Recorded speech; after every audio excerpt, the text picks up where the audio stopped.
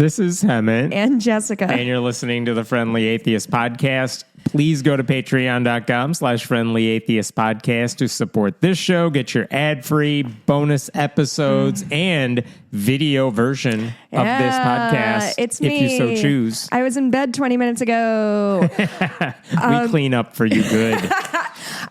While I'm thinking about it, I owe a lot of people stickers. So if you're a Patreon subscriber and have not received your sticker, which I probably should have sent to you in the last calendar year, we make sure you update your stuff in Patreon. I've already ordered the stickers. I need to order so many stamps. And then I will be sending those out in the next week or two. And a quick personal note, this Sunday, I will be speaking, giving a free talk near Orlando, Florida. If you're in the Orlando area, the talk is sponsored by the Central Florida Free Thought Community. It's Sunday afternoon at, I believe, 1 o'clock local time. But in any case, we will have a link in the show notes. It's in Winter Park, so come.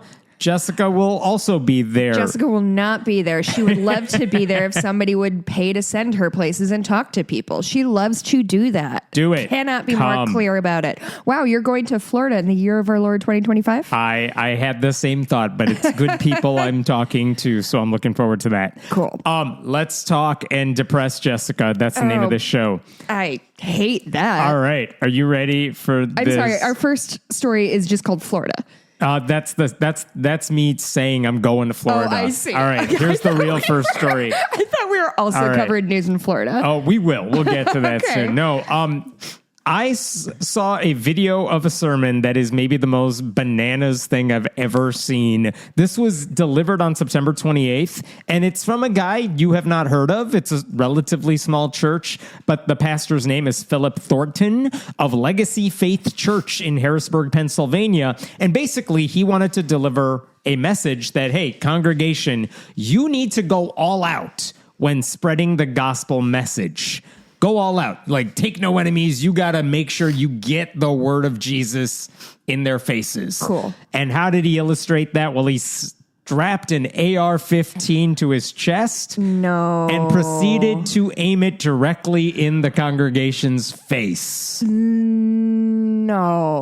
I know nothing about guns, but I feel like rule number one of guns is you don't always point it at a thing unless you want to kill that thing. You treat it as if it's loaded, even if you firmly believe Where's his finger? It is not loaded. Is his finger on the trigger?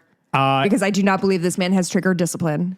His finger was on the trigger. Neat. Now, I think he said in the sermon, don't worry, the safety is on. Oh, I'm sure. I would be really happy if he also said it was unloaded, but that feels too much to ask for at this juncture. He literally has a section where he says, talking about Jesus, he cleared the room. He put them all out. He went in like a soldier. Kingdom of heaven suffers violence.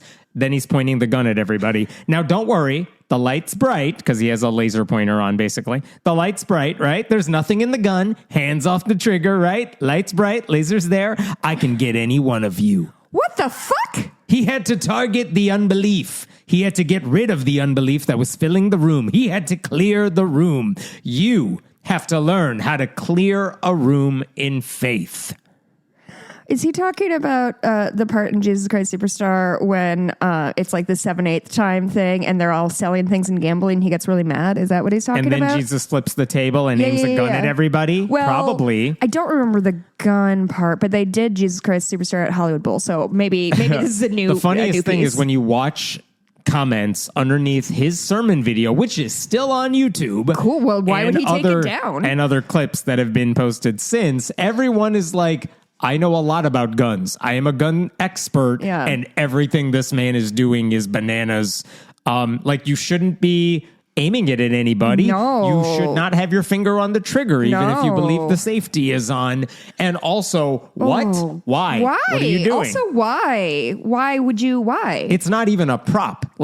It's a literal gun. It's a literal gun. I genuinely have a question. Where are these people getting all of this money for all these weapons and all these giant trucks? I am on struggle street vis-a-vis finances. What are these people doing so correctly that they're like... When you set your Patreon goals, high enough.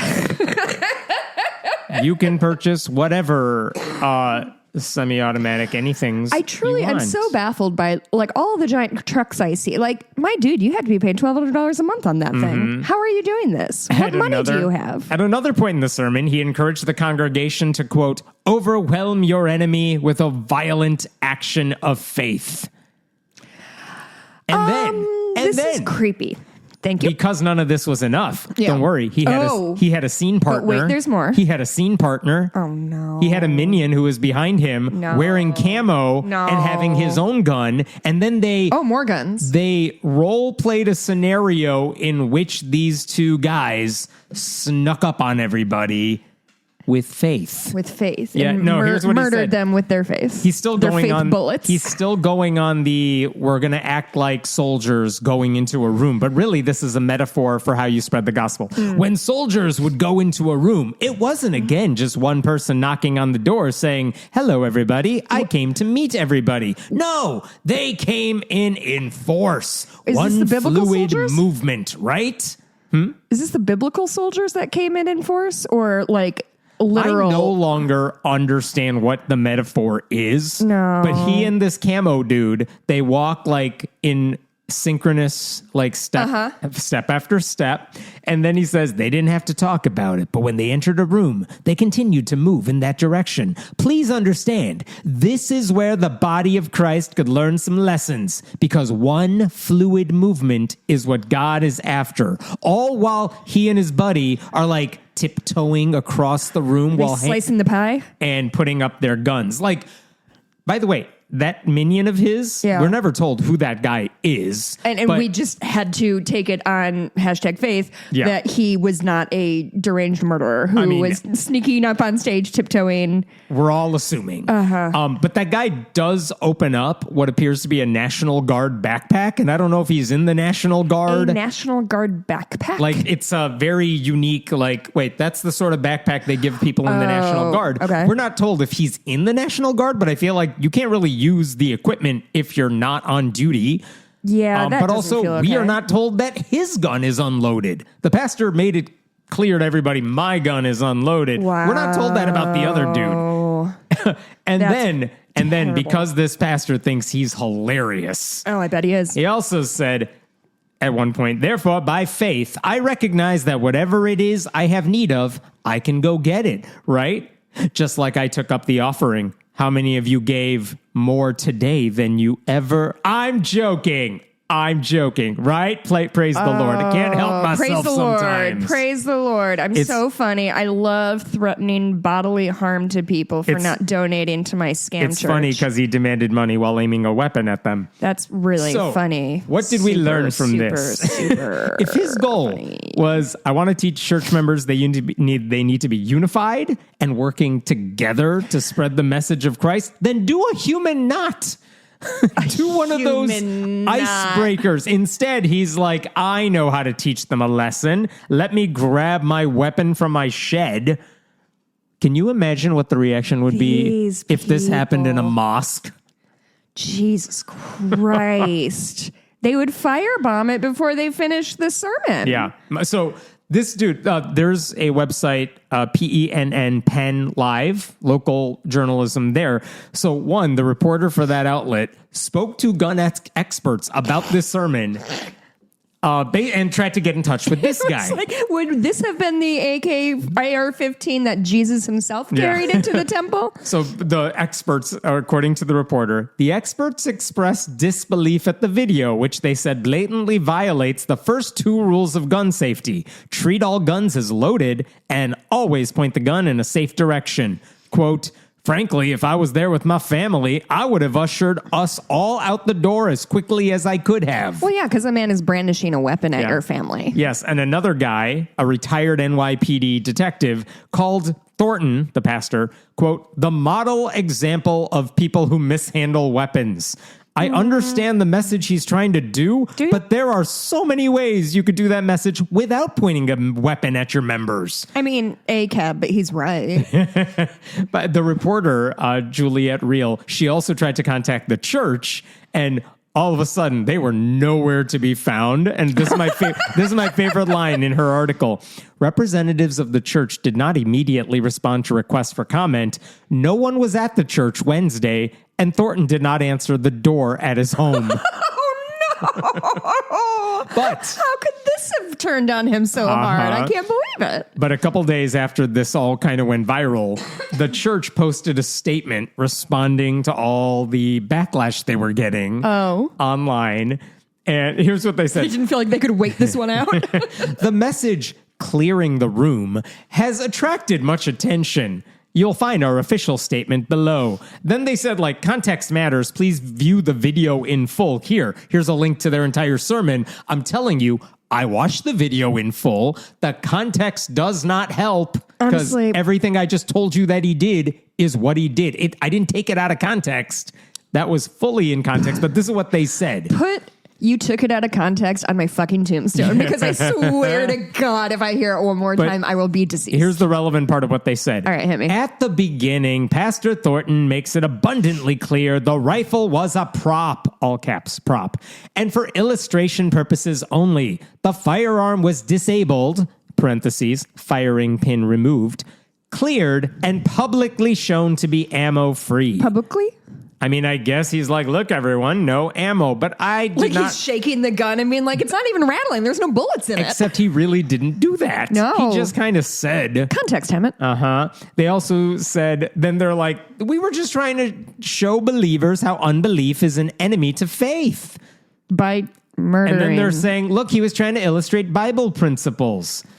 Yeah, I know. That's exactly the in-context explanation I just gave. And at the end, they say, this message has garnered great attention, and for that, we are grateful. We pray many more will watch the message in its entirety and contextually learn how to defeat unbelief in their life. So part of my volunteer work is helping kids ride horses, and it's one of those things that, like, every single week you have to do the same thing. You have to put together a little pattern for them to go where they can steer to a place, pick something up, put something down, figure out where they're going.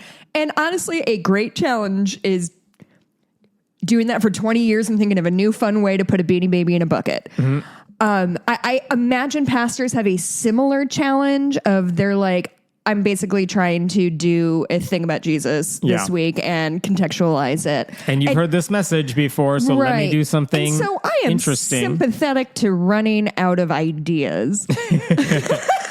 But this is the thing. Every single, especially evangelical megachurch, they do this every time, which is I have an illustration that's going to do it. And by the way, we've talked about this in the past. There are plenty of stupid church illustrations to make a Bible point very clear. Yeah, we've talked about many of them. Like the umbrella one when it's 3 umbrellas and that's just simply not how umbrellas work. Yes. But again, if you want to do an illustration, you don't have to go turn it up to 11. By the way, just to respond to some of the things they said, the rifle was not a prop. It's a real rifle. Yeah, just because you call it a prop doesn't mean it's a prop. Because if it's fake, you don't have to talk about how it's ammo-free. Also, the idea that the enemy of faith is unbelief. Like, buddy, I'm not the one you need to be worried about. No one is doing more damage to the gospel message than guys like this and Christians who distort the Bible to advance some cruel political agenda these days. Don't blame atheists for standing in the way of Jesus when it's you're the problem here. By the way, one of the messages underneath the church's statement came from a woman who said, as the grandchild of a deacon of 60 years who also served in World War II, I'm deeply disturbed by the chosen, quote, prop. Yeah. I am also a Boy Scout mom who knows how to shoot, whose daughters learned how to shoot in middle school, whose 75-year-old mother was taught by her grandfather how to shoot. I also call this irresponsible gun ownership. Yeah. Full stop. This goes on for a while. I mean, I think automatic weapons should never be in the hands of, frankly, anybody. But I'm not necessarily a full stop anti-gun person because I lived in Montana and I understand like the hunting culture and shit that surrounds it. And I myself always love to brag about this. I'm a very good shot. I do not understand why you would want to bring a thing that can murder a ton of people into a space with a ton of people. Right. Like What's stopping someone else from stealing your, like, just don't bring it there. Just don't, like, there's so... If you have it in your home, you keep it in the safe so your kids can't get access to it, right? You don't take it out for shits and giggles. Yeah. I mean, truly, like, look around my kitchen and, like, how many metaphors can we pull right now? Like, there's wine, water into wine. There's a weird doll back there. Did you know that this is a symbol for... Like, there's... You can make metaphors out of anything. The wide world of... I can't... Why would you? Why?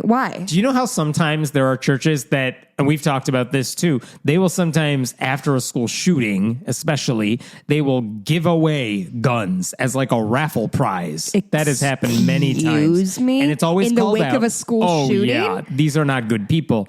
They do that, and then they get called out for it. It's like, come on, what are you trying to do? What's the point you're trying to make is what? Yeah.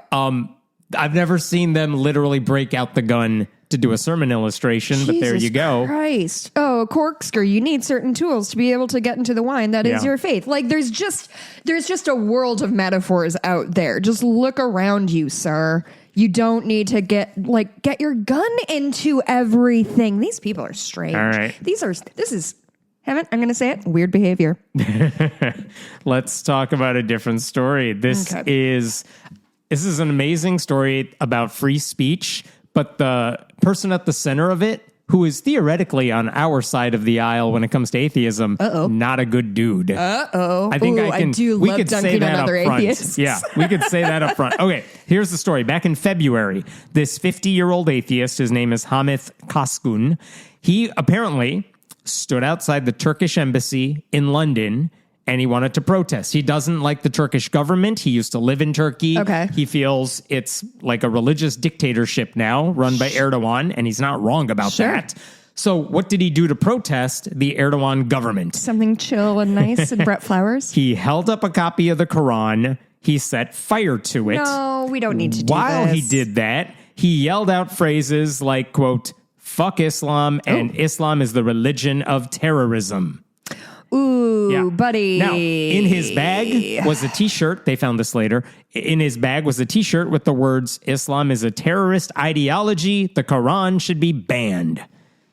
I mean, it's not punchy. Yeah, I mean, tighten your words there. Yeah, buddy. right? Anyway. Economy of words, bud. So he was doing this by himself. Like, he wasn't hurting anybody. He was just out there doing his book burning. Book on fire. Yeah, that but feels... I mean, that's the thing. The question at the center of this is, who was he hurting anybody, or was he just doing his own little thing and everyone else could just dismiss him as, some crazy dude outside the embassy? And it turns out you can watch, there's like security cameras. They're like, yeah, it looks like everyone's just walking past. It's early in the morning, but they're like, looks like everyone's just walking past this guy, assuming he's some crazy dude. Correctly assuming. All right. So anyway, he saw this as, I'm protesting the Islamic government of Turkey. He lived there until he came to the UK in 2022 as a refugee. Oh, shit. And so he has reason to be mad at the Turkish government. He said on social media that Erdogan had, quote, made Turkey a base for radical Islamists and is trying to establish a Sharia regime. Okay. Yeah. I don't get the protest, but whatever, man. You have a right to do it. Yeah, forgive me for my knowledge of Turkish politics is not deep. He is a dictator. Yeah. He is trying to establish Islam as like the national religion. So this guy's not wrong. And so, okay, yeah, like join the club, buddy, if you want to protest Turkey. Now, here's where it gets a little more messed up. According to the camera footage of all this happening, as his protest is beginning and he's burning this book and he's saying all these things very loudly, some other guy in the area runs at him with a knife. Jesus. Yes, saying, quote, "It's my religion. You don't burn the Quran." And there is an altercation between them. Now, Kaskun, he escapes without harm, and the guy who attacked him was later charged with assault. He never spent any time behind bars, but he was arrested and charged with assault. Okay, fine. I'm only dismissing that because, okay, they know who it is. They took care of that guy. And by the way, after their fight, there was some other unknown delivery driver on a bike, like an Uber Eats sort of person, who apparently stopped, saw this was happening, kicked Koskun, and then just rode away. And I don't know what happened to that guy. But 2 people came after this dude for doing his protest. Yeah. Not great either. Also, no, none of it's good so far. Okay. No heroes here. So Koskun was then arrested. And under questioning by the police, he explained, I'm just exercising my freedom of speech. Sure. And then he added, quote, I'm not racist at all. I was just trying to educate people about what sort of religion Islam is. Sorry, what does the racism piece have to do? I guess if you're trying to be like, Turkey is bad, Islam is bad, maybe he thought people were accusing him of not liking brown people or I don't know what the deal is. Anyway, but here's what I'll take, where I will criticize what he's doing, like to pretend that everyone who practices Islam is an extremist, like Erdogan, is absurd. Yeah. So the things he yelled outside the consulate, what are you doing? It doesn't even make sense. And I also don't know the free speech laws to say that Islam is the religion of terrorism. Like, do you understand how many Muslims there are? How many condemn what the extremists do? Also, have you met Christians? And like, who Can are I you? introduce you to my friend Christians? Right. To pretend that they are all one and the same and that you know how to correctly practice it and it's the most extreme version possible because you're just reading it with no nuance. Okay, fine, but that's not what experts and scholars and practitioners believe. Anyway, the point is, it's all irrelevant because the bottom line is burning a holy book. That is peaceful, protected speech, and I don't think he deserved to be punished for any of that. But prosecutors, like, if it's your book, the question is, and I mean, this is true in the United States. Fire in a public square is not. Who cares? People burn the flag all the time. That's a famous First Amendment thing, right? Can you burn the American flag? Is it your flag? Yes. Were you doing any damage to anyone else's property? No. Then fine, it's free speech. Who cares?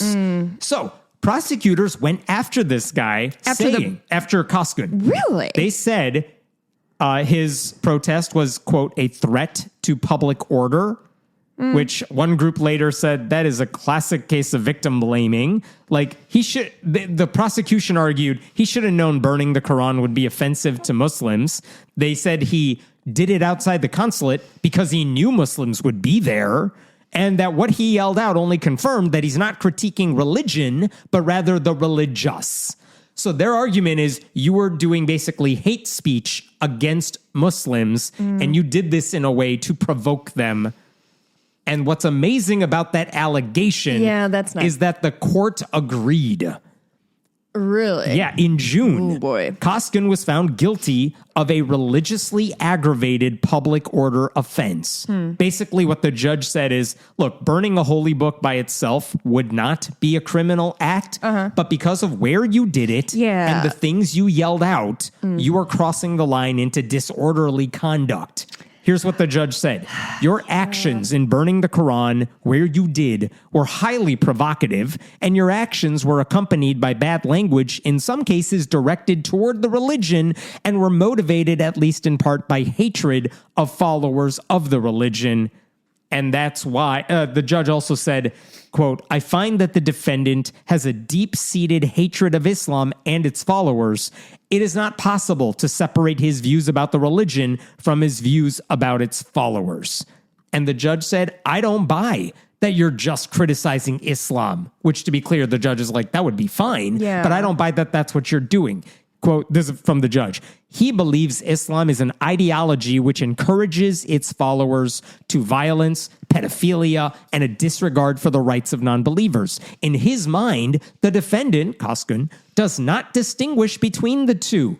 It was telling that when interviewed by the police, he claimed 99% of rapists were Muslim, which is something he said. The judge said, I do accept that the choice of location was in part because he wanted to protest what he perceives as the Islamification of Turkey, but he was also motivated by a hatred of Muslims, and knew some would be at the location. I am sure that his motivation was in part due to hostility towards Muslims. Wow. So there's a lot going on here. Yeah. But the judge is saying, look, I get freedom of speech.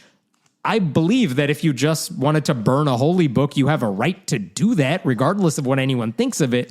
But when you cross the line into, I'm going after you personally, right, and I'm trying to provoke you into something, you are disturbing the peace. So is he saying he was not just the judge or the guy? Actually, the judge. Yeah. The judge is saying that this wasn't a peaceful protest. This was you like getting in people's faces and essentially harassing people. You are hoping to harass people. And what's amazing is when the judge said, you know how I know you were trying to harass people? When you did it, two people are like, you're harassing me and I'm coming after you. That's what some of his supporters were like, well, that's victim blaming now. Like, he got attacked. Yeah. Why are you saying, well, look, two people went to attack you because of what you did? Don't blame the protester for that. Which is, I think, a fair point. I think that's a really good point. I mean, I think two things can be true. I think the fact that he was disturbing the peace or whatever their equivalent is over there seems to be pretty true. But also, like, he wasn't, I don't know. Like, it is complicated. And by the way, to your point about was he disturbing the peace, one of the things his defenders were saying is you could see from the security footage that is available, he's doing this at a time of day when the streets are not busy, but you could see a few people walking past it. But again, like I said, they're looking at him like he's some crazy dude in the wild and walking past him. They are not like, oh my God. They're just like, all right, dude, you do you, whatever. It's weird. So he wasn't disturbing the peace because he's just doing his own protest and he's not hurting anybody else in the process. I don't know is what his defenders I said. Agree with that categorization. If a man is on the subway annoying you about the Bible, is he disturbing the peace? But if he's lighting something on fire and yelling that not in close proximity to you, not in a way that's going to endanger you, but public, lighting it in fire. Like I just feel like maybe we should refrain from setting things on fire in public. It's just my thing. But let's assume nothing else was going to be destroyed except the thing he had that was his. The argument is that is still a peaceful protest regardless. Anyway. I also think that screaming that a religion is full of rapists is but of course I'm thinking of the guy who used to stand outside the Old Navy on State Street with his little microphone and little speaker and would just yell at people as they walked by. And like, I guess that was just, I don't know. I also don't know the UK laws vis-a-vis like public demonstrations of religion. It's not that different from what we have here. But in essence, look, this guy appears to be wildly racist about all Muslims. He appears to be very ignorant of the religion because he's generalizing about all Muslims based on what some extremists do and believe. Mm-hmm. But still, this felt very much like you're punishing a dude for his beliefs rather than his actions, because when they're trying to say, we're punishing you for what you did, how are we justifying that? Well, you said a lot of really stupid things and you believe a lot of really disturbing things about Islam. It's like, who cares? You don't get to punish anybody legally for their stupid beliefs. Like, that's how the law works when it comes to this stuff. So the two groups, the National Secular Society and the Free Speech Union, after that decision came out in the summer, they paid this guy's fees that he was fined, and they denounced the judge's decision because they said, you are basically reinstating blasphemy law. And this is what they said. Establishing a right not to be offended sounds the death knell for free expression. Another troubling aspect of the prosecution was its failure to draw a distinction between the target of Koskin's protest, the religion of Islam, and the followers of Islam, Muslims. Like, we are not attacking he was not attacking Muslims. He's attacking Islam, and that's what they're arguing. But didn't he say that 99% of races? That's to police questioning afterwards. Like, why were you doing this? I see. And they said at the end of their press release, these two groups, to be clear, we don't approve of burning books, whatever their content. But while burning a Quran in a public place may be provocative and offensive to many, it should not automatically be considered criminal. The outcome of this case represents a troubling surrender to Islamic blasphemy codes. And I think, again, to some extent, it's like, I don't like this guy at the center of it. And they are going out of their way to basically say, we don't like this guy either. But he's not doing anything illegal. Yeah, what he did is he's protesting Islam in a peaceful way that is not physically hurting any Muslims. Yeah. There were not even any, it's not like they were standing outside the consulate and he's interrupting a prayer. No, he's doing this, and honestly, had you not gone after him, most people would not have known of this. Yeah. So they're right to be worried, though, because listen, Muslims are often marginalized. The fire piece of it is really troubling me. Because setting fire to a thing in a public place feels aggressive to me and feels potentially very dangerous. I'm sure. And the question is to who? London is aware that a fire can truly fuck up your city because London burnt the fuck down. But I don't if he set other things on fire because of what he did, yeah, you would have a cause to go after this guy. Yeah. But he wasn't. So they can't punish him for what might happen. No, I understand that, but just it feels like there must be I guess what I'm saying is, isn't there a specific ordinance that says you can't burn shit on none. the fucking street?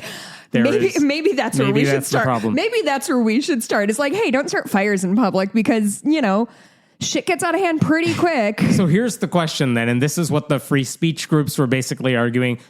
At least this is what I'm arguing. Muslims are often marginalized in Western countries.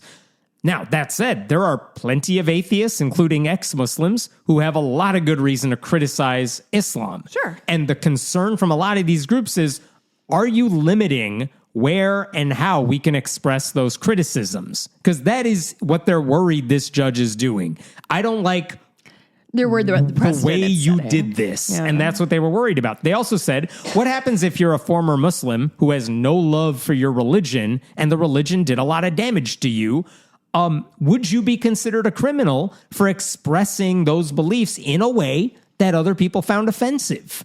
That's the question these groups were worried about. And you could say look, okay, this guy might be over the top. He is over the top. But where are you drawing the line here? If the line is, well, you offended a couple of people because they went after you, that seems like a dangerous line to cross because anything you do might be offensive. Yeah. Is it setting fire to something? Because if you're not disturbing anything else, and there's no law against I'm setting fire to my own property as a form of protest. Right. Now we're infringing on general free speech, which is, by the way, what Trump has tried to do, saying if you're burning the American flag, I want you in prison for a year.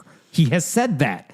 The law doesn't follow that, but that is what he has said. Humanist UK, which is a much larger and far less interested to get involved in this sort of thing in general, but they pointed out that because of the charges against Koskin, maybe ex-Muslims who have a lot of resentment toward their former religion, quote, may find themselves more liable to conviction in a case like this, even if those views are not publicly expressed. What if they write a blog post where they're criticizing their former religion and the way they were raised in it and things that happened to them? Ayaan Hirsi Ali has talked a lot about that. At what point are you going to go after them saying, well, you're generalizing and that's unfair and you've offended people? Where's the line drawn? That feels like a slippery slope argument that doesn't.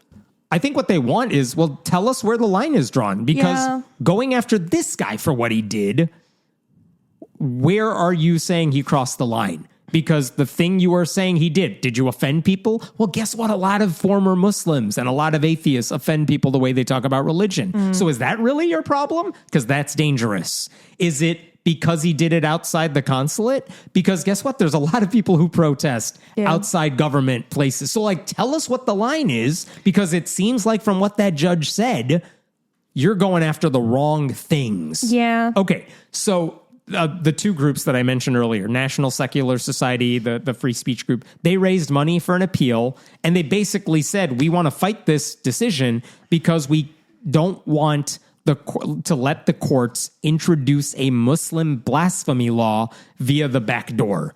Essentially, this judge was saying, if you're criticizing Islam, we're going to punish you for it. That's what they're worried the slippery slope is.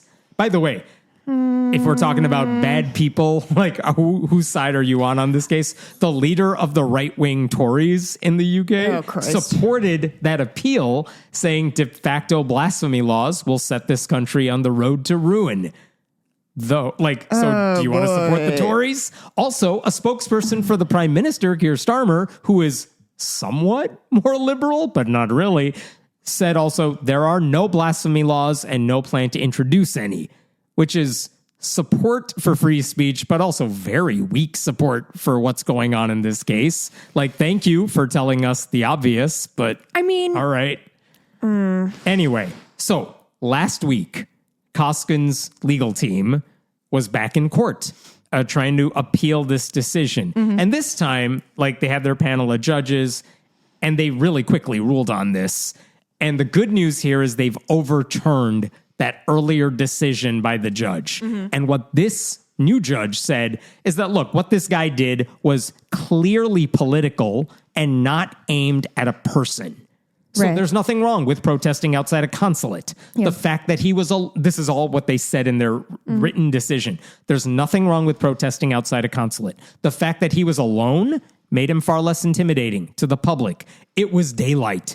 It was a short protest. The reaction of a couple of extremists should not taint how people saw his act of protest. In fact, the judge added, we saw other witnesses to the protest on camera, and they just walked on by. They clearly were not scared of this guy. Sure. They might have thought he was crazy, but they were not scared of him.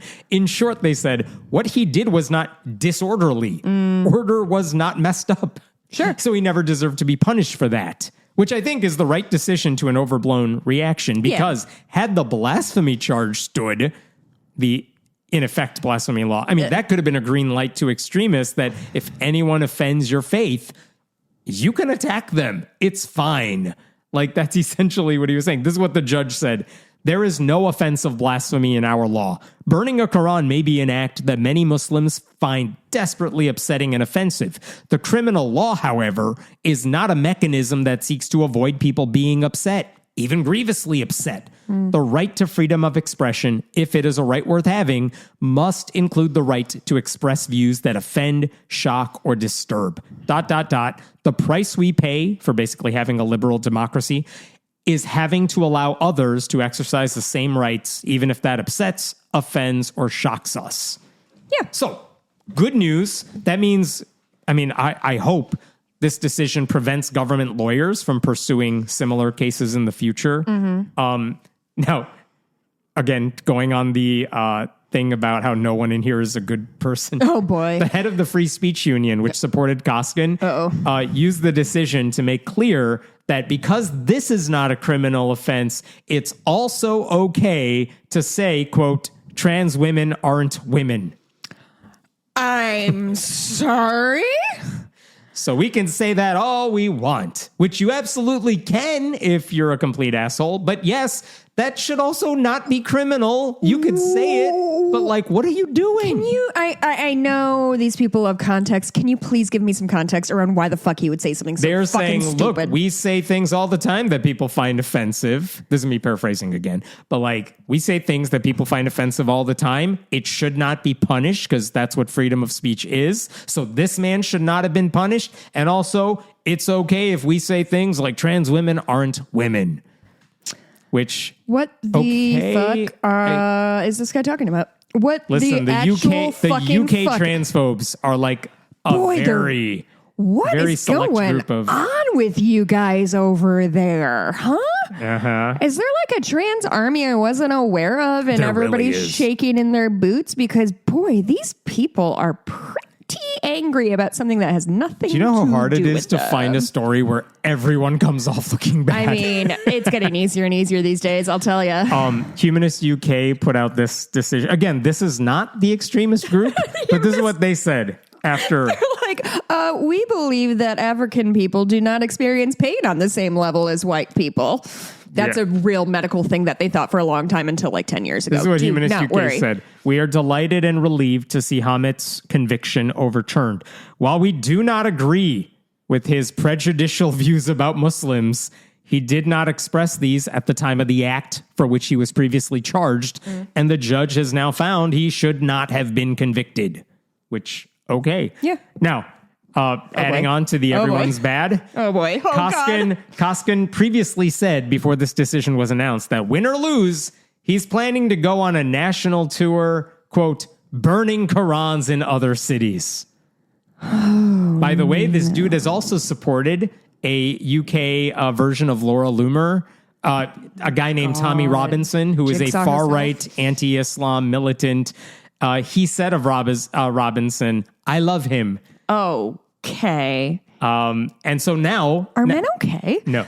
Now that he said that, like going on a book burning tour, I mean, that does sound like his next publicity stunt. This guy can get public speaking gigs and I can't? What the fuck is this? You know what to do now. Oh, no! Yeah. So, like, the entire idea of free speech is admitting that a deeply flawed provocateur whose views about Muslims are ignorant and cruel, he also has the right to express his beliefs. Yeah. And the fact that he was punished at all for possibly offending some sensibilities, that was ridiculous. Yeah. No one deserves to be punished for alleged or even purposeful blasphemy. Full stop. Like, the alternative is a society where only approved and polite people are allowed to speak. Yeah, it was called the Victorian era, and it rules. So that's why this ruling matters. By the way, England, when did they formally abolish their blasphemy laws? Like 5 years ago. Yeah, like 2008. Yeah.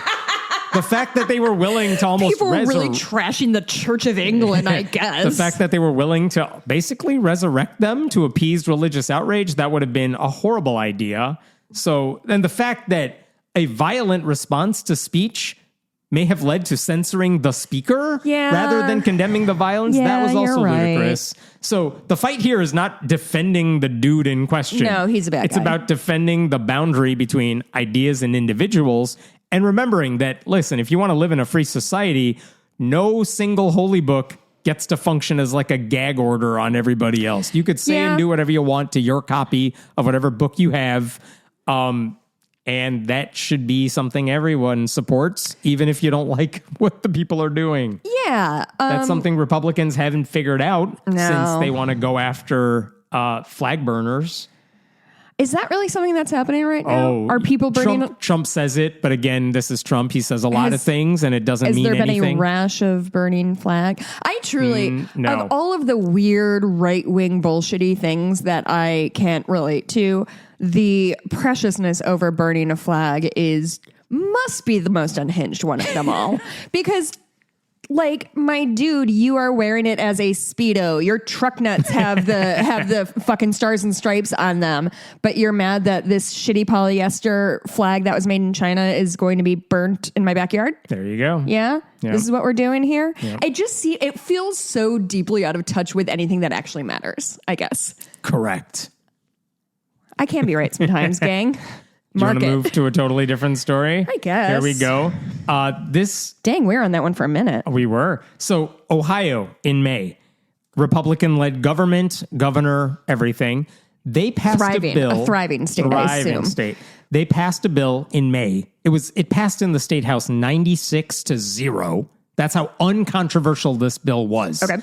And the bill was basically about Narcan. Do you know what Narcan is? I do. Narcan is it's like a nasal spray, I think. Yes. And it can help either reverse or prevent overdoses. Correct. So if you are overdosing on an opioid, you take this spray, it reverses the effects of it. It's a life-saving tool. And it's something that I have meant for years. I've meant to like get some because it's something that like you can just have on you at all times. Right. And if you experience experiencing an overdose. What this bill did, this is called House Bill 57. Basically, it was for public schools, and it was just setting some policy for naloxone, which is the formal name of this drug. Okay. And it basically says, if you want to stock Narcan at your schools, you have to adopt clear policies for storage, administration, and emergency response. Okay.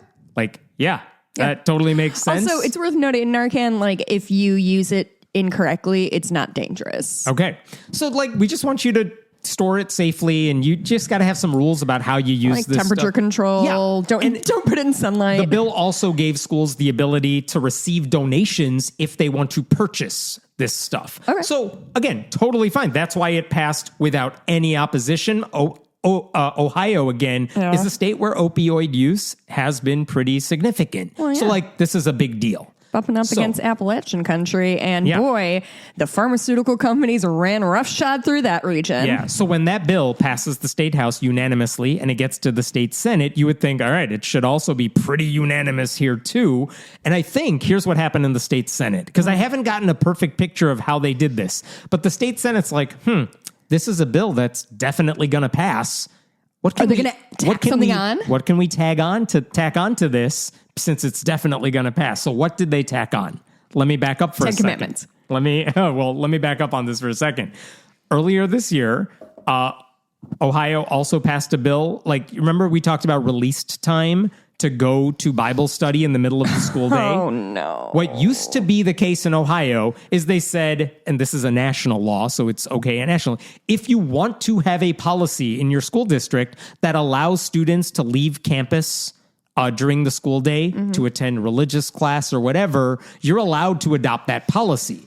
Earlier this year in Ohio, like in a major budget bill, they passed a law saying schools have to have a policy that allows kids to leave the school in the middle of the school day. Cool. Now, what a lot of school districts did is they said, well, that's fine, but you can only leave during, you can't leave during certain classes, like math, English, stuff you got to take. Yeah. You can't leave during then, but fuck art and music. Right, pretty much. So that's what released time is. And based in Ohio is a group called LifeWise that has kind of been spearheading this across the country. LifeWise says, we will help pay.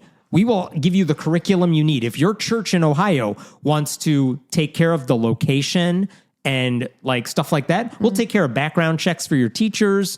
If you can transport the kids from the school to your church, great. We will give you the curriculum you need. They really help you set up shop if you're a Christian church that wants to do Bible study in the middle of the school day. And what a great cause they're fighting for. So, the anyway, structure and the money that they put into it is really good use. Now, when they passed that budget and they said school districts have to allow this, what the rule said is kids are allowed to miss school up to 2 hours every week to attend these classes. That's a lot. That is a lot. 2 hours a week? 2 hours a week. And presumably the same class every time? Well, that depends on your school district's policy. Okay. And that's what's disturbing about this. So to be clear, state has passed a law requiring districts to have release time instead of just merely allowing it.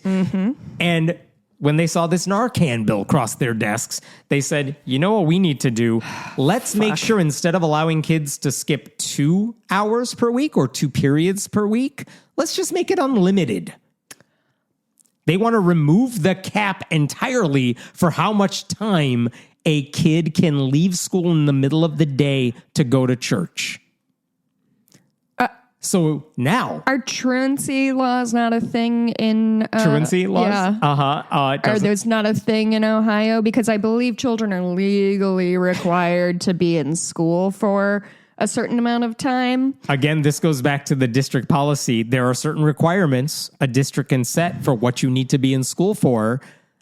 And we'll get to how some districts are responding to this. At that point, homeschool your kid, you know? Oh, yeah. At some point when you're like, I want my kid to miss X amount of hours every week from regular public school in order to be transported to a local church to learn Bible study. Honestly, why are you even enrolling them in the public? And by the way, that's kind of the point. None of the people supporting LifeWise, none of the people who want kids to skip school for religious indoctrination, not everyone, but a lot of these people don't like public school in the first place. Yeah, and this can be a real nice feather in their cap of, look at these kids are given the opportunity. These kids are leaving school and they just want to be in church anyway. So why don't we stop funding public schools and just fund churches, I think, is what will happen. I was trying to make sense of this quotation from a local news article about what they did. But again, the state Senate in Ohio, the Republican-led state Senate, they said this Narcan bill is going to pass. Let's toss in there, by the way, there's no more cap on how much time kids are allowed to miss. And according to Senator... why people don't trust politicians. I don't know. Senator Andrew Brenner, a Delaware County Republican in Ohio, said around 50 school districts, primarily in Northwest Ohio, contacted lawmakers saying the 2 periods requirement was limiting Catholic students from going to these types of classes. Those Catholic students maybe should consider a Catholic school. 2 periods is 100 minutes. Yeah, how is that not enough for you? You can, by the way, you can go to church before school, after school, weekends, summers. Like, the only way this break. makes sense is if your goal is to undermine public education. Is this which it totally is? Is this because Republicans are mad that we don't say Christmas break anymore? We say winter break. Pretty much. It's all part of the same thing. There is what is wrong with these people? writer for the Cleveland Plain Dealer, Layla Atassi. She basically wrote, this is just religious privilege. This is what she wrote. If I decided my daughter needed 2 hours or more out of school each week to hike in the woods and connect with something larger than herself, would the state bless that? If another family wanted to pull their child for meditation or community service, would lawmakers rush to protect their right to do so? Of course not. Only religion earns that privilege, and at the moment, LifeWise is profiting from it.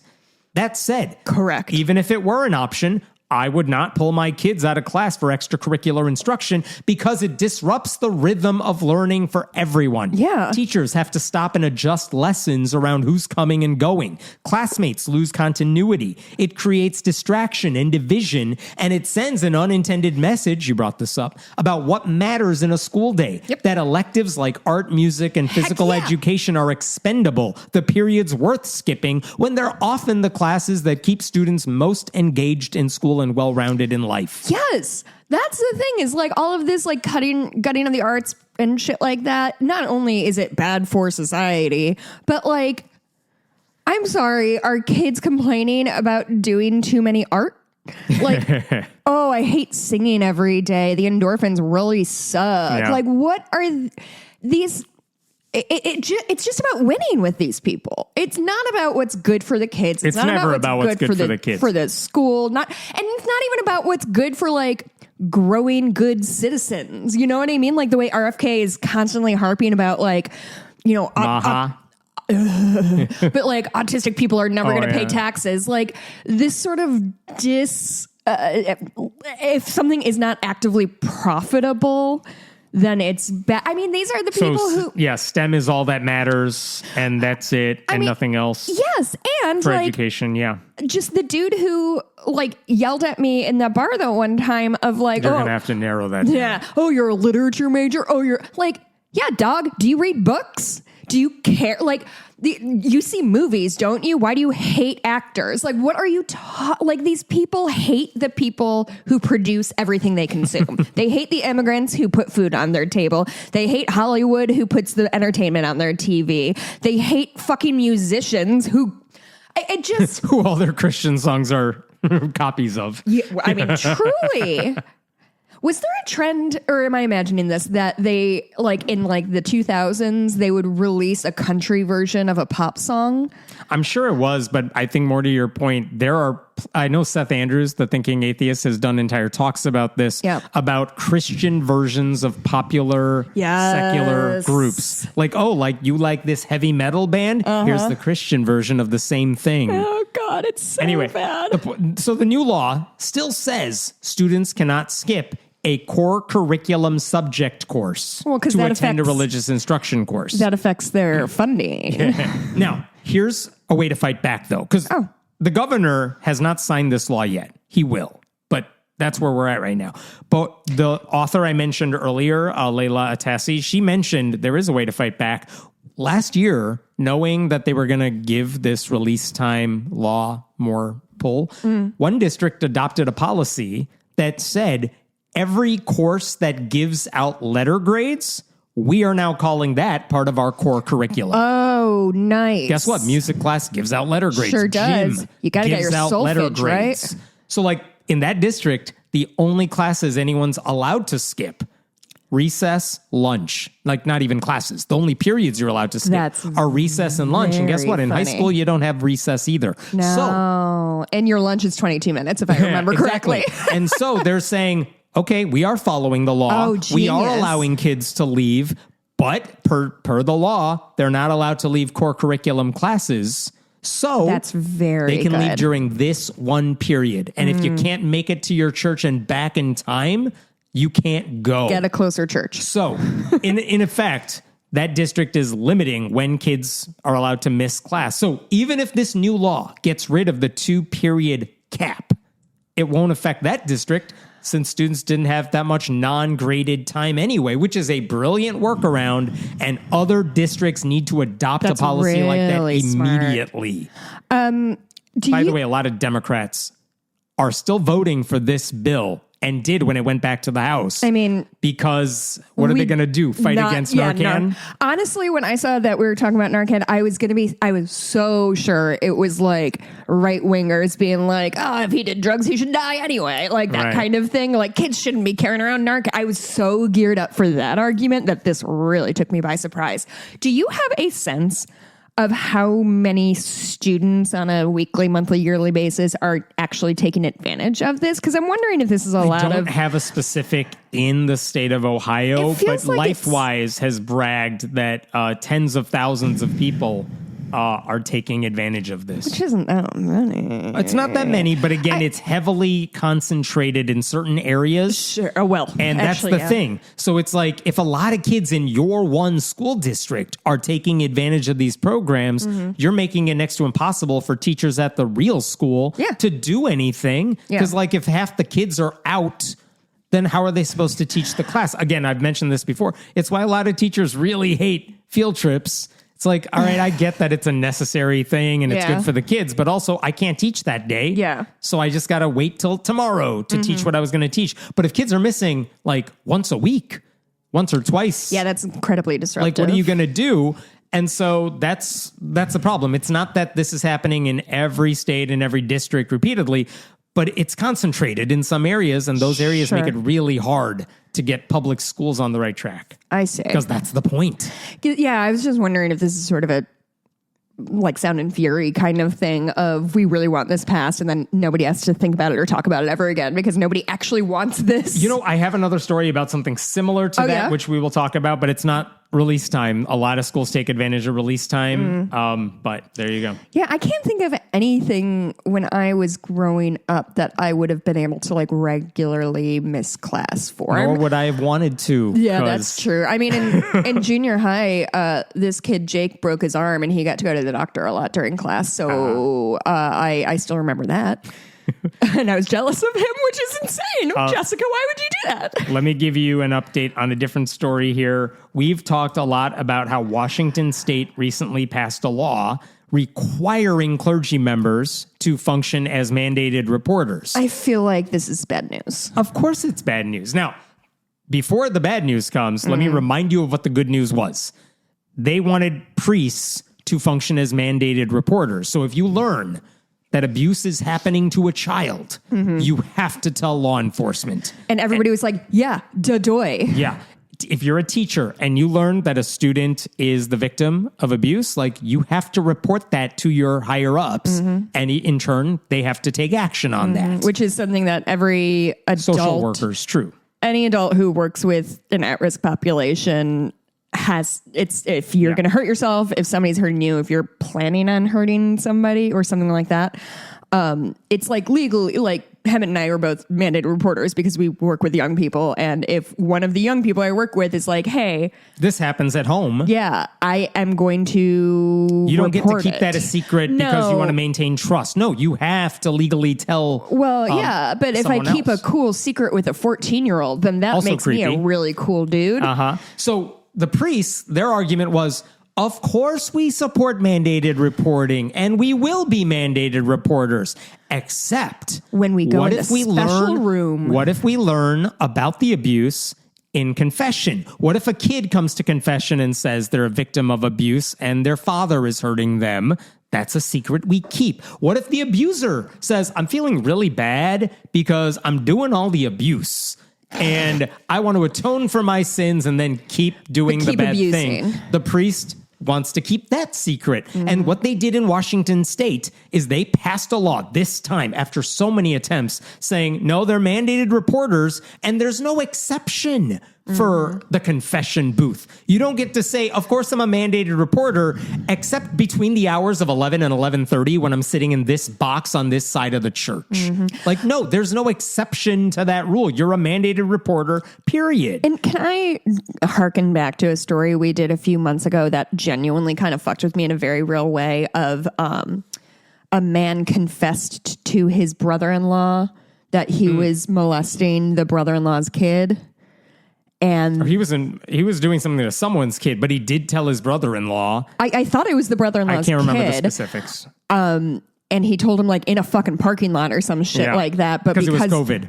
Because it was COVID, and because they both worked at a church, they couldn't use that recorded confession of him saying, "Here's the molesting I'm doing. I'm cuckoo bananas about it." Because they consider that a confession. Because they both work at a church. Genuinely seemed to be what their logic was. And so this sort of shit really grinds my gears. Like, who is fighting to have exceptions to the mandated reporter rule? Catholics. And so after that law passed in May, and again, they had passed versions of this law or tried to get versions of the law passed. And the only version they could ever get through is we'll add priests to the mandated reporters list, but there's an exception for confession. And this past May, they finally got a law passed in Washington state that said, we are not giving you an exception for the confession booth. A lot of people worked really hard on that. Yeah. After they passed it, Catholic leaders are like, how dare you?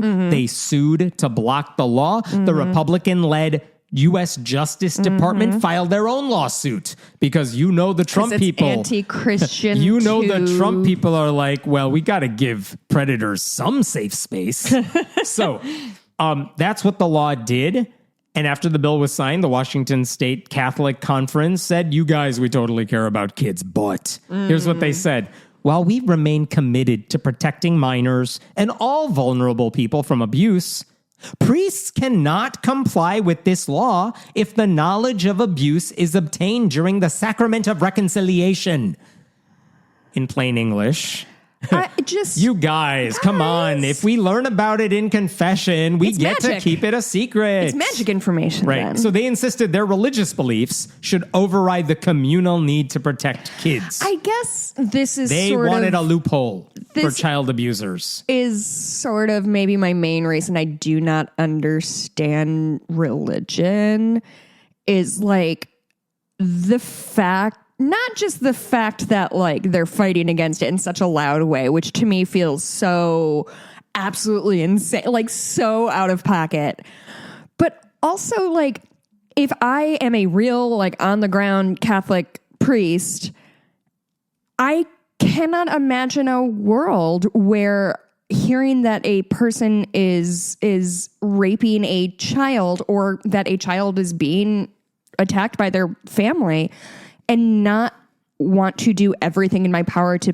protect that person. Right. Like, isn't that your whole fucking deal as a priest is like protecting your flock? One of the things these priests said is, listen, if we hear about the abuse through other channels, okay, of course we'll tell that. Yeah. But if the only way we learn about the abuse is through confession, we get to keep that a secret. That's why we wear a collar. Yeah.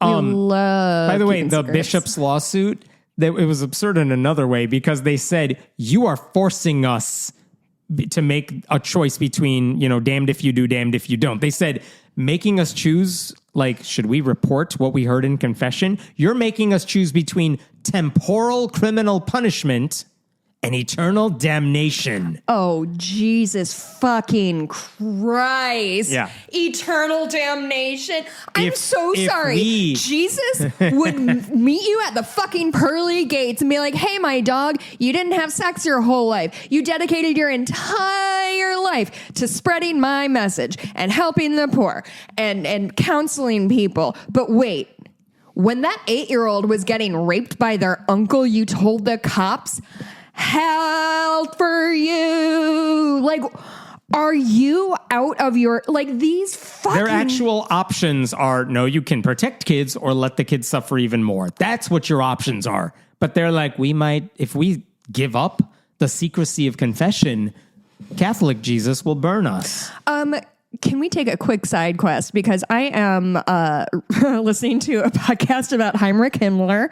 That's great. The number Uplifting. 2. Yeah, really good. But one of and Himmler, if you don't know, was basically the architect of the Holocaust. And I have cool interests, and that's why I'm listening to it. It's on Last Podcast on the Left. But one of the things they're talking about that Himmler did early on in like the Nazi regime was, and honestly, J. Edgar Hoover kind of did similar shit too, would apply these extraordinarily exacting standards to people of like, your uniform has to be X, Y, and Z, or you have to look like this, or you have to speak like this, and raise these standards to the point that really nobody could reasonably meet them. And then relying on people kind of policing each other of like, oh, your shirt's untucked, I'm going to report you to the Fuhrer or whatever.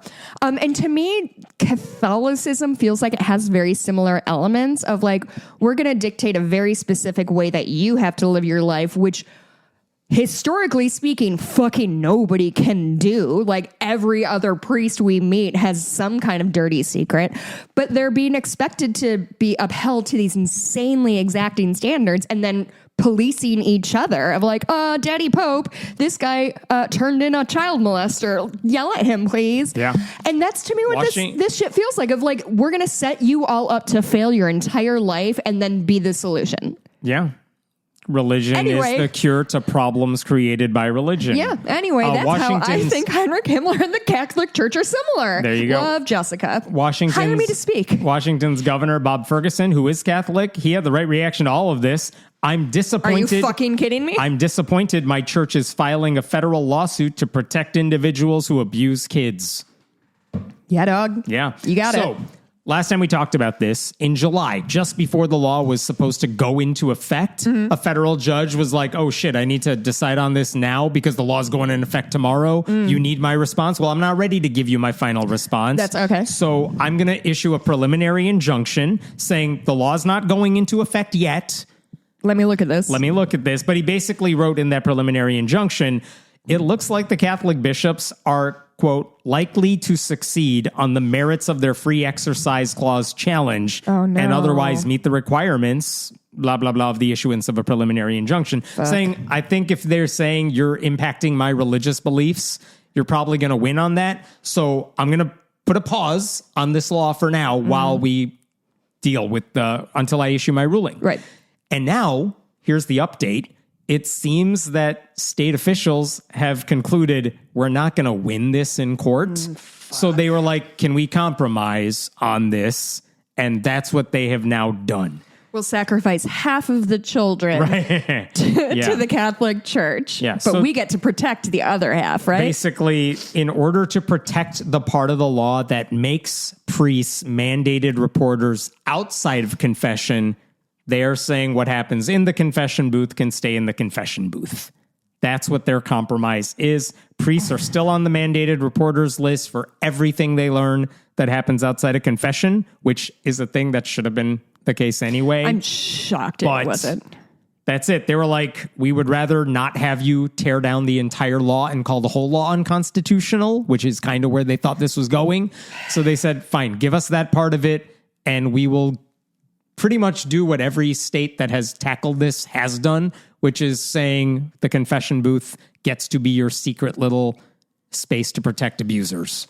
So it's disappointing. Yeah. Obviously. Yeah, disappointing, is it? I know. But it's also the conclusion pretty much all the church-state separation advocates kind of expected, because the whole Catholic Church's position on this is you are violating our religious beliefs, and our religious beliefs are more important than protecting kids. And the settlement now means all the lawsuits go away, no money exchanges hands, and yeah, come on, a few more kids are going to suffer at the hands of abusers, but the Catholic Church has decided that's a worthy sacrifice. Oh, yeah. Because we get to cling to our ritual of protecting predators in the confession booth. Well, yeah, I think God is, always demanded child sacrifices throughout the Bible. So I guess this tracks. There was a very celebratory press release from Alliance Defending Freedom, one of the right-wing groups that represented a different set of people suing over this. And they were very excited about this decision. Of course But listen to how they framed this. By piercing the sacramental confidentiality, the law deters believers from confessing certain sins or even from going to confession at all, and so prevents them from mending their relationship with God. So they were saying, If you said that what you say in the confession booth, a priest might tell a cop about that, you are telling people maybe don't trust what happens in confession. Maybe you shouldn't go at all. It's like, dude, the only thing this law concerned is people confessing to child abuse. And now you're concerned that everybody's going to hell because of this. Like, and the only way this law would have harmed priests or members of their churches is if a predator confessed to sexual abuse or a child said it's happening in my family and my dad's doing it, and the priest kept it quiet. It would not interfere with anything else. If you are confessing to like a deep, dark secret outside of that, keep it a secret. Yeah. The law would not have affected that. Well, but congrats to conservatives, I guess. They got what they wanted. Predator secrets can still remain a secret in the confession booth. And I think it's always worth noting, and I know I've rung this bell before, but the point of confession is a valid one. Same reason like therapy is good. It's good to talk Get about it off your chest. Yeah, it's good to talk about feelings, good to think about them, good to like put them out and think about them. But that pressure of holding in a secret is hard. And in theory, if your secret is I am molesting children, and you go to confession and be like, I'm molesting children, the priest is like, whoo, good thing I don't have to tell anybody else about this. You have unburdened your mind. I'm glad you feel better as a predator. Right. That's exactly what it is. Like, maybe we shouldn't be making these people's lives better. Right. And maybe like, they should have to run an obstacle course before they get into the confession booth or something. No, I just think it's insane that not only is this protecting predators, but it's also enabling them to continue to what they do because they have lost some of that like psychic damage that they should have been You're getting. You're actually making life easier for predators. Yeah. Is what this compromise does. I truly think that that's a piece of it that we leave out a lot because yes, I want to be clear. I'm not even mad necessarily at the Washington state officials. They did what they had to do. They did what they had to do because the alternative was not that this law would be upheld. It's that the entire law would be struck down. And they were like, can we salvage any of it? Yeah. So I get it. No, the Catholic Church is a villain here. The Washington State Standard, which is a nonprofit independent media outlet, they spoke to Senator Noelle Frame, who's the Democrat who led the charge to get this bill passed. This is what she said. And listen to her moral compass compared to everything about the Catholic Church. My goal all along with this bill has just been to protect children. And I hope that closing the book on this lawsuit allows for that to happen. Children need to know that when they go to a trusted adult in their life to ask for help, like a member of the clergy, they get help. That's how we break the cycle of abuse and do better by our next generation. So she did everything she could to protect kids. The clergy members are not. And I just need to shine a light on just the wild hypocrisy of the right. Because their whole fucking thing is like, we need to protect ladies. We need to protect children. We're the warriors. We're the soldiers. My job is to protect my family. And then like, this every time a woman is like, I've been raped, every time a child is like, I've been abused, they're like, what were you wearing? Like, yeah. It really makes me feel insane they're always talking about protecting women and children, but it's always protecting them from like the black atheist immigrant or whatever whatever the villain du jour is. It's so heartbreaking to watch women and children being used as a pawn in the dick measuring contest that is the right wing party. My metaphor there was not great. You tried. I did try. This is a hard job. Let me jump. Patreon.com/friendlyatheist. Let me jump to a different story here. I'm trying to give updates on a bunch of cases we've talked about in the past, and there were a lot of updates this week. Oh, boy. Let me talk about what happened in Colorado, and let me give some backstory here before I tell you the update. April of 2022, Democrats in Colorado passed a law establishing free pre-K across the state starting in 2023. Cool. So basically, kids could access half-day preschool programs at no cost to their parents. The governor's office said it would save families an average of $4,300 a year. Obviously, it gives kids a head start in their education. Awesome opportunity. It was an expensive program, as all of these free pre-K programs are. It was $322 million when it launched in August. But so far, according to a report from 2024, after it went into effect, it has helped 40,000 4-year-olds attend 1,900 participating schools. Wow. 40 of which are religious, but they said, we want to participate in this too. And they were allowed to because they were like, yeah, we'll follow your rules. Sure. So if we say, yeah, we're going to do the background checks, we have established certified staffers working here, then you get to run a preschool and the state will reimburse your costs for offering that preschool. And so a bunch of religious churches, a bunch of religious groups were like, well, we want to offer a free preschool, or we want to offer pre-K, and it happens to be religious, but a lot of our people want it. Yeah. Can we participate? And the state's like, yes, you can. So does this money come with any like strings attached? No, like I think it's a pretty generic, we want you to do free pre-K. Here's the ground rules for what you got to do, but it's pretty general. Okay.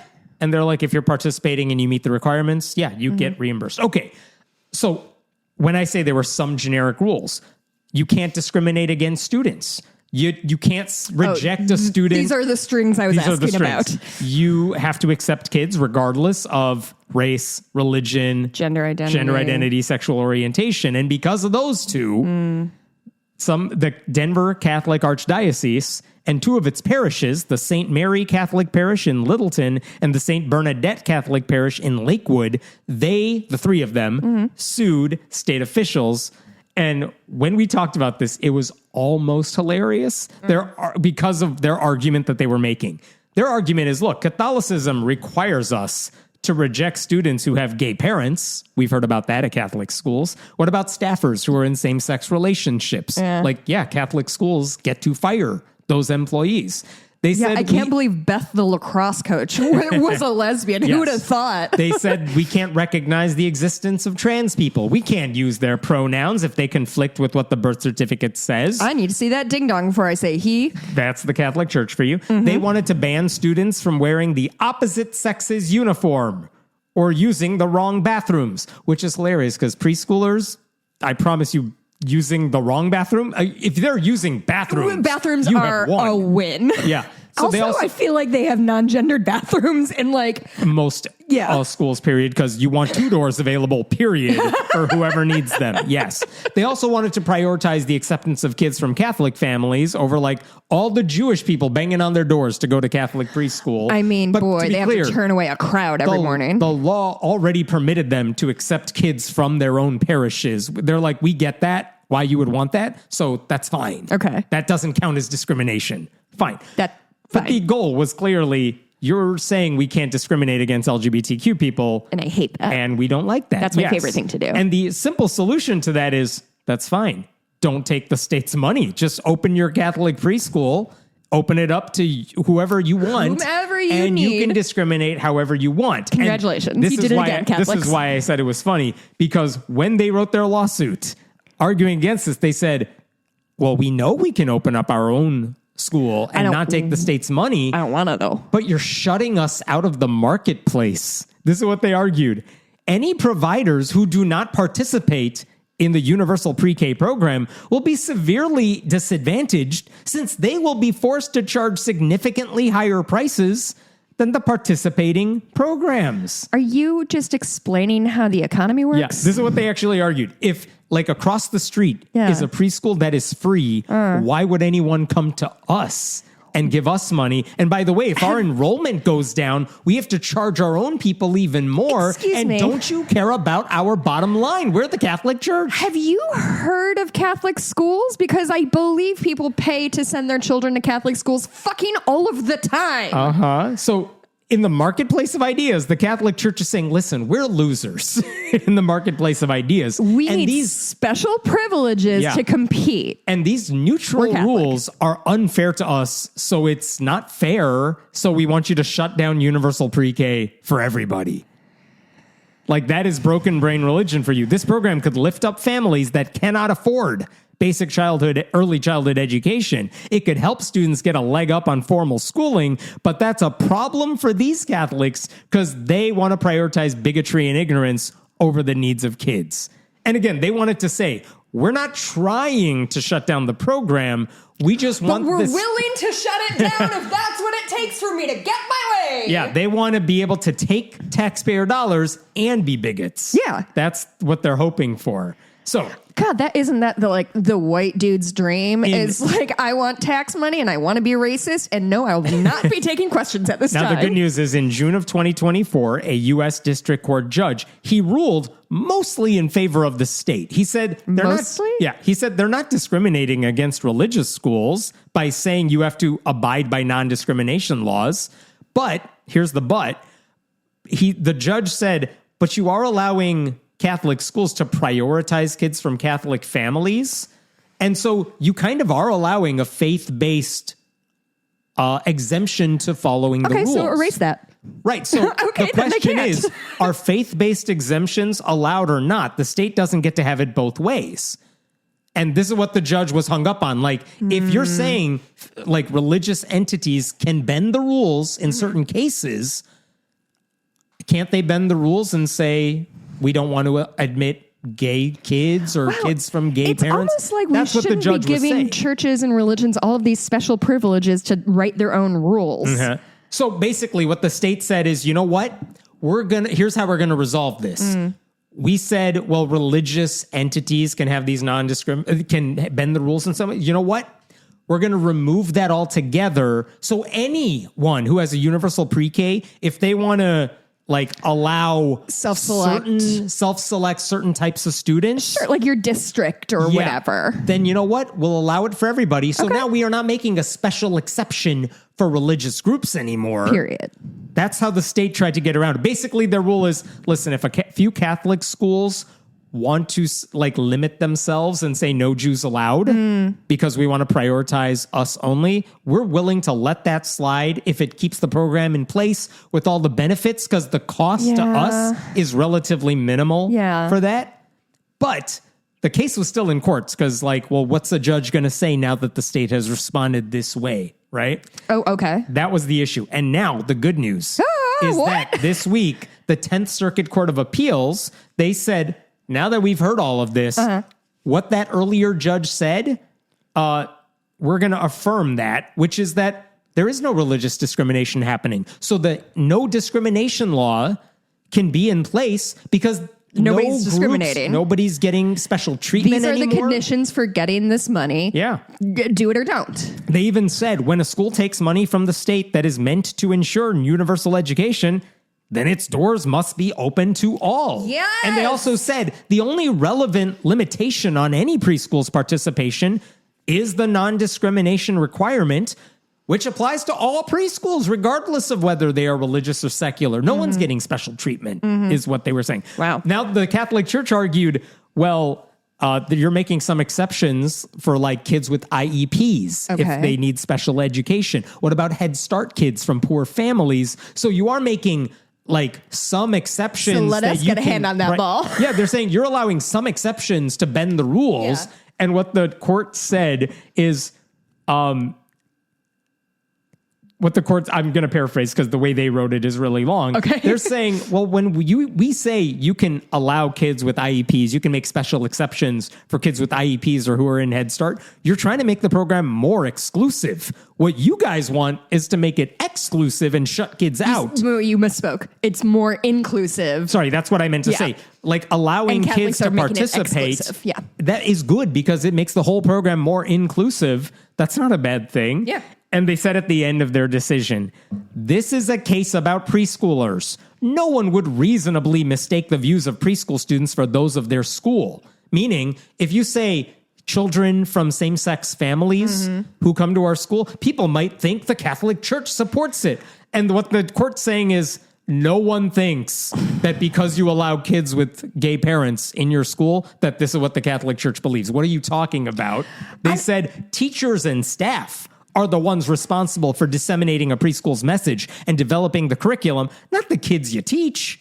So who cares? Who cares if they come from families of same-sex parents or they have a trans parent or something like that? This is not a burden. No one's forcing you to participate in this. If you want to participate, the non-discrimination rules still apply. and you don't have to participate. And what's the Catholic Church's response? This is from the Beckett. This is a lawyer for the Beckett Fund for Religious Liberty who represented the Catholic Church. Colorado is punishing religious schools and the families they serve for following their faith.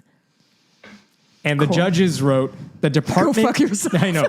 The judges wrote, the department in Colorado. The department has made every effort to encourage faith-based preschools to participate in the program. ... As a result, 40 faith-based preschools are currently part of the universal preschool program. Yeah. The program is a model example of maintaining neutral and generally applicable non-discrimination laws while nonetheless trying to accommodate the exercise of religious beliefs. How much taxpayer funding was wasted drafting these stupid fucking memos to be like, hey, Catholics, can you just play by their rules? Very true, but also once? It's not like these religious groups fighting this have anything better to do. No, but I believe the people who work for the state of Colorado probably have some other shit they could be working on instead. Is this a specifically Catholic thing, or maybe it's a baby boomer thing of like, what will people think? Like, that feels like if we allow just general. What will people think in general? Like, I remember when we first got the dog, we put a blue collar on her because we like the color blue, and my mom's like, people are going to think she's a boy. Oh. And I feel and like what happens if they do? That's truly exactly what I said. Yeah. And like, I feel like there was a viral thing going around this week. It's old, but it was Lady Gaga being interviewed by Anderson Cooper. And Anderson Cooper points out, hey, there are some rumors that you are actually a man, and I'm wondering what you have to say about that. To which Lady Gaga correctly, and this is why it went viral, because people had not seen this clip, I guess, basically responds, so what if I am? Like, why would that change? My fans me. And that's essentially what she said. Yeah. But that's which the point. That feels like I'm going to place that into 2012 is where my heart is telling me that interview took place. No, but like, is it a Catholic thing? Is it like a rich people thing? I feel it's like a conservative religious thing. Of like, what will people think? If I run a bakery and a gay couple buys one of my cakes, what will they think about my beliefs? They'll think you're selling cakes, my dude. It's fine. Oh, you just said my dude, and that just made my heart so fucking happy. I love to hear my dumb phrases come out of other people's mouths. It's very good. I got another story for you. I'm going to whip through these last couple here, but updates. What, do you have something else to do with your life? No, nothing. Florida, last year, they passed a law. The Republicans in Florida passed a law allowing untrained Christian chaplains into public schools. And if I recall correctly, the chaplains were like, please don't make us do this. We are ill-equipped to deal with 14-year-olds. In public schools as a substitute for like trained social workers and counselors. And a lot of districts, we talked about this, a lot of districts said, okay, the law now allows us to have chaplains in our schools. Not going to do it, though. But also, there's a lot of atheists and humanists and Satanists who are saying, if you pass a policy allowing this, we are going to tell you, hey, we have a lot of certified satanic chaplains that want to be on your list. And a lot of school districts were like, maybe we should just not have a chaplain policy. Truly, the Satanic Temple or the church, it doesn't matter. Those people are truly doing, like, I know it's like Latter-day Flying Spaghetti Monster shit, but this is such perfect execution of this kind of thing of like, oh, you want religious people to do whatever you want. Yeah. Okay, then I want that too for my cool religion. Good news, here's a statue of Baphomet. Right. So they didn't want to deal with the possibility of humanist or Satanist chaplains demanding access to students, even if all it meant is put my name on your list of options. Yeah. So a lot of these districts were like, we're going to say no because of this. Thanks. But here's what that was: a couple of districts. Every other district in the state after this law passed just said, we are not playing this game. We're just not going to have a policy about chaplains. The state's giving us permission to allow chaplains to come into our district, but because that's going to open the door to potential lawsuits, because some people want in, but we don't want them in. And then we have to draw a line between, well, what counts as certification for these chaplains? It's more hassle than it's worth. It's a real Pandora's box situation. So they just said, why are we doing it. No one was asking for this. This Yeah. is something Republicans passed, Yeah. but teachers were not asking for. Right. So all the other districts are like, we're just not going to No do thanks. anything. So So that's the right thing to do. What a massive waste of time and money. Total waste of time, because even though Republicans passed this law, no one has taken them up on it. Yeah, why would they? Except in Hernando School District in Brooksville, which is just north of Tampa, they passed a policy saying they're the first ones, as far as I know, that passed a policy allowing chaplains. And they recently said, we have brought on our first chaplain who is available to students as a result of this bill. Wow. As far as I can tell, and this is what the media said too, this is the first and only district in the state that has brought on a chaplain for the district. And there's one name on the list. I think it's now up to 2 in the same district. Whoa. But the only name on the list at the time was Reverend John Martin. He goes by Jack. So Jack Martin of the Christian Life Assembly of God. Never trust And somebody with literally, two you can first look names, at gang. you can look at their website. It says, as a resource for students, the board authorizes volunteer school chaplains, blah, blah, blah. Yeah. All students are welcome to utilize a chaplain, but no one's required to do so. So it says, approved chaplains for the 2025-2026 school year in accordance with our policy is as follows. And it's a list of 1, and it's Jack Martin. Jack Okay, Martin. fine. So basically, if a parent wants the chaplain services, they have to sign permission, tell the school, we want that chaplain to talk to our kid. Right. And if you are a chaplain, here's what you have to do to get on the list. Okay, so we're not dealing with a Satanist who wants in and there's a lawsuit. Nothing about that. Okay. Right now, one Christian chaplain has asked for permission to be on the list, and the school has approved it. Okay, nothing illegal about that. Great. Yet. Right? Okay. Here's the issue. When you look into this guy, he is not the model for what you want a chaplain to be. No, it did not. This is so naive that it did not occur to me that this is going to be a villain. I did not realize this is our villain. Right. This is not a freedom of everyone gets the door has opened. Now everyone wants in. We're not playing that game right now. Oh, his internet footprint boy. is so full of right-wing conspiracy theories. There's proof he supported the January 6th insurrection. Great. And by the way, political views should not disqualify anyone from participating in this program. I do wonder why they feel this is the sort of guy they want around kids. Well, yeah. Is he just the only one who volunteered? Is that So what far. we're looking at? So far. So it's not like I don't know if they said no to anybody. I don't know see. what's going on behind the scenes, but Brian Kaler of the website A Public Witness, which is a newsletter from a Christian media outlet, Word and Way, he first broke this story, and he points out, he broke this story about this chaplain. Like, here's the guy's background. And the Freedom from Religion Foundation has now sent the district a letter saying, okay, what you're doing is legal, but we want to let you know a few things. And this is what they wrote in FFRF's letter.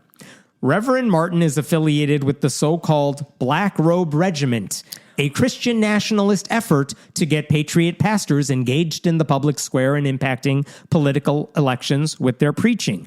The group's founder spoke at the Jericho March in Washington, D.C., which paved the way for the insurrection. Reverend Martin himself has publicly supported the January 6th rioters. Reverend Martin has argued that the United States was founded as a Christian nation and that non-Christians should be barred from offering prayers to open congressional sessions. Okay. He has also been an outspoken opponent of public education.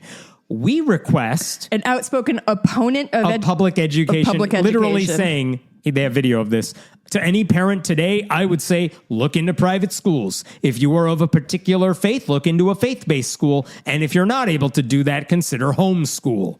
And again, FFRF has no legal, they can't sue over this. What they're saying is, we request that you immediately end your chaplain program and cease providing this dude access to your students. So they're not saying you're not doing anything illegal. Like, you're not. The school district has followed the law here. Okay. But if this is the chaplain you're saying has access to students, what FFRF is saying is maybe you should reconsider opening the door at all for anybody. Yeah, dog. Because this is not a good dude. And by the way, he's disparaging public schools. Why is the public school partnering with him? And what promises do they have? Because their policy is not clear on this, that Martin is not going to use this position to promote his personal and political agenda. And this That's is what exactly FFRF... what they're doing. That's literally the point of a chaplain. Yeah. By permitting... This is what FFRF is warning the district. By permitting Reverend Martin and other chaplains to provide religious guidance and prayer for students, you have ongoing control over their speech, creating an additional layer of trouble for the district. You may end up having to take action against him for proselytizing students. Yeah. Or if his religious message interferes with the learning environment, this opens the school district up to litigation. ... Now that you've allowed one chaplain, you will always have to worry about turning down future candidates who may think they were refused a chaplaincy because their religious affiliation or beliefs were disfavored by the district. So they're not saying you did anything illegal. They're not filing a lawsuit. They're saying you've opened the door. Be careful. Every other school district in the state is smart enough to know you don't want to open this door. Yeah. You guys did, and you are setting the stage to be sued.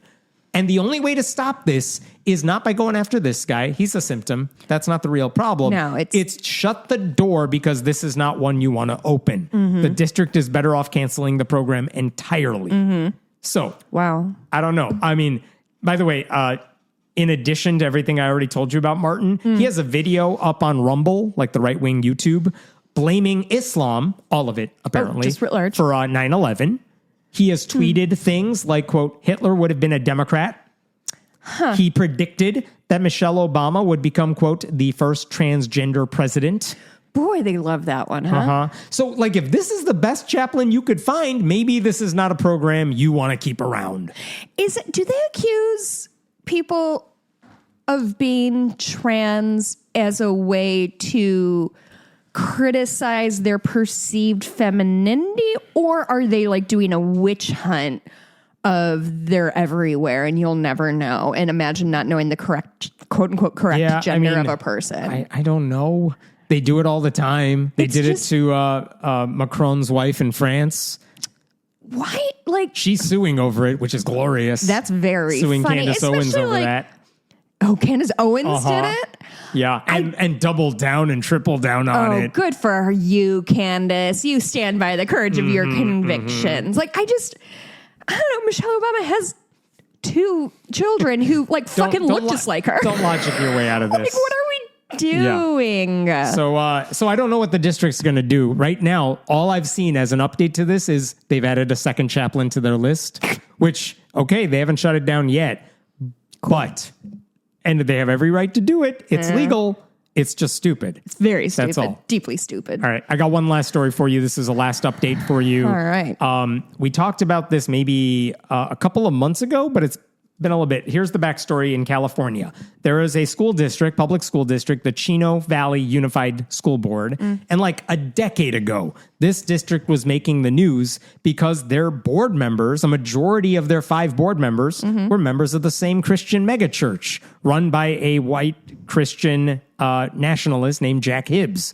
And basically, 3 of the 5 board members worship at that church. The church was politicking for people to vote for that slate of candidates. And again, they were all members of his. And the reason that's a problem is they were using their power to turn school board meetings into religious revivals. Perfect. School board meetings had Christian prayers and Bible verses quoted. And there were rants against same-sex marriage at school board meetings. Very important stuff. Yes. And the pastor was endorsing this through the church. The church itself praised one of their board members for introducing a program to bring the Bible into public schools. Church members raised and donated thousands of dollars to the school district to pay for 75 textbooks for an elective Bible course at the same time that the district was facing a potential $30 million deficit and slashing some of its more rigorous courses. Patreon.com/friendly. But the point is, the church got involved in this public school district. They got their people elected. It was bad for the school district, but it was also bad because they were using it as a pulpit. They were using it to advance a religious message. And because of that, the Freedom from Religion Foundation sued them in 2014. And they basically said, these board meetings resemble a church service. Yeah. In 2016, a court said, yeah, FFRF is totally right. Yeah. And they said, you can't have a prayer resolution. The constant proselytizing at meetings, it's all violating the First Amendment. By the time all was said and done, the board was on the hook for over $200,000 in legal fees to FFRF, because this took years. But it didn't end. This money is coming out of the public school funding? Or their insurance, I guess. But in the board then said, let's appeal this. They wanted to keep fighting it because, again, overrun by religious zealots. Oh, my God. In 2018, the appellate court weighed in and said, no, they were right earlier. What are you doing? And so those school-sponsored prayers at board meetings, still unconstitutional. So that's good news, right? Well, they have an option. Do you want to ask the entire Ninth Circuit to look at this case? And in 2018, late 2018, the entire Ninth Circuit said, no, there's nothing for us to review. Wow. Everyone says this is wrong. So your only option is asking the U.S. Supreme Court to step in. But by that time, this is like 5 years after. Everybody involved in the story is dead now.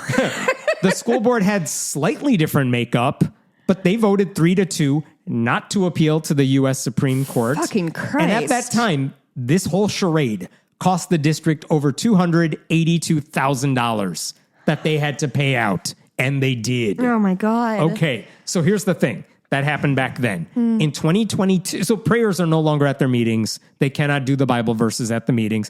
But in 2022, conservatives regained control of that board. A couple of years after all this went down, conservatives regained control.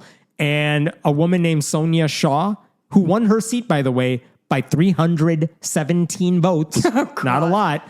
But that gave not only conservatives a majority of the board, it gave Calvary Chapel members a majority on the board again. Great. So here's the thing. They don't have prayers at their meetings, but Shaw, who became the board's president really quickly, she has pushed for more conservative policies than ever. So they cozied up to right-wing extremist groups. They passed a resolution supporting a bill to out trans kids to their parents if they identified as a gender that wasn't on the birth certificates. Neato. One high school counselor had proposed building a private office in their wellness center for students to have mental health breaks. Oh. And Shaw said, if we allowed this, it'll become a Planned Parenthood clinic. I remember this. And by the way, by her saying that, it dissuaded a group from fundraising for that project and led to a harassment campaign against school staffers. Oh, good. So those are the real villains here. Here's where we're at today. The Chino Valley Unified School Board, it's now all 5 of the members are conservative zealots. Cool. I think a majority of them are members of that church, but it doesn't matter. They're all conservatives. But they still don't get to bring prayer into their meetings because they got a lawsuit about this. They lost.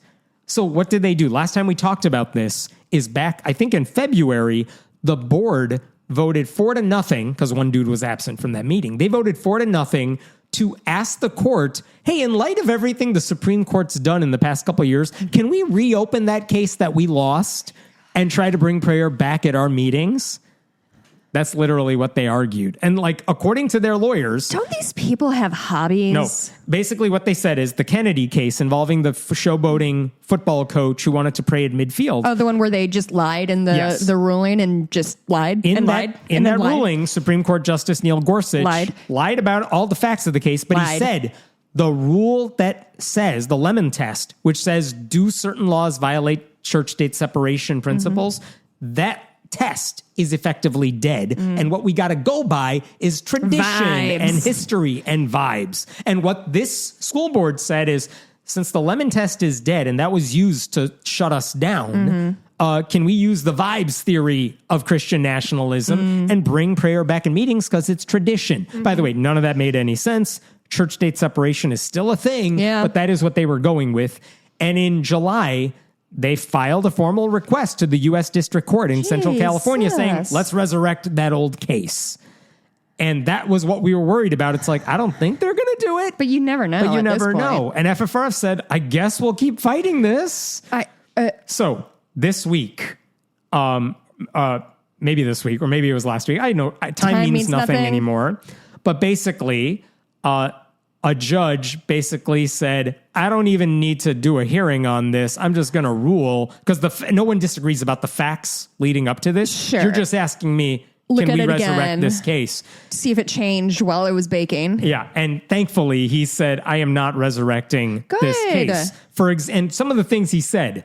You're idiots. Besides that, he said, first of all, you waited 3 years after the Kennedy decision to file this. And why did you wait 3 years to bring this case? There's no reason you've mentioned you waited this long, let alone, quote, exceptional circumstances. Like, there's no reason you needed to wait 3 years. Why did you do it? Basically implying, is it because you now have the board makeup you want to fight this thing and now you're coming after it? Like, because clearly you were not bothered by this in the 3 years since. Right. He also said that because you waited 3 years, FFRF had to hire local lawyers to fight this case years ago. They now have to hire new attorneys locally to get up to speed on this case. And so you didn't file it in a reasonable time. You're basically just sore losers who want to relitigate an old case. Yes. You don't get to do that. That's not how the law works. Okay. We did litigate this. You lost. Right. We can't keep relitigating bullshit like this. But he said, let's talk about the merits. He also said the Kennedy ruling doesn't change the law in question because even if you overturn the Lemon test, it doesn't undermine anything we said earlier because you were violating church-state separation no matter what definition you want to use. Here's what he said. Even though this court relied on Lemon, it correctly focused on the coercive nature of your prayer policy. Right. Nothing in Kennedy persuades this court that the Supreme Court intended to overrule its line of school prayer cases banning prayer involving public school students. That is problematically coercive. Yeah. So why are you asking me to overturn this? The Supreme Court hasn't said anything we did was wrong. Oh, you want to look at history? Too bad. There's no historical practice of school board invocations. Yeah. So pushing prayers on kids violates the Establishment Clause, pure and simple. So there's no reason to fight this. And that means prayers are still banned in the school district because school board members still need to do their job. Yeah. And what was FFRF's response to that decision? They said, oh, yeah, we're going to go after you for legal fees because you have now wasted our time again. Good. And we got money from you last time. We're going to get money from you again. It over. And here's formally what they said. The district fails to protect taxpayer money as long as it continues to pursue this renewed attempt to coerce families to engage in prayer, which is nice, but also what they're saying is pay up. You're wasting our time. What needs to happen, I presume, is for some sort of like tax hike to take place because these people have flushed all of their money down this legal toilet. I'm very curious what happened to their insurance fees. This is what I'm saying. Like there's gonna be and there needs to be some sort of like financial penalty before people, vote them out because these are all elected positions. Yeah, this is going to keep happening until these idiots get voted out. And you have to wonder at what point, I know most people are apathetic about school board elections.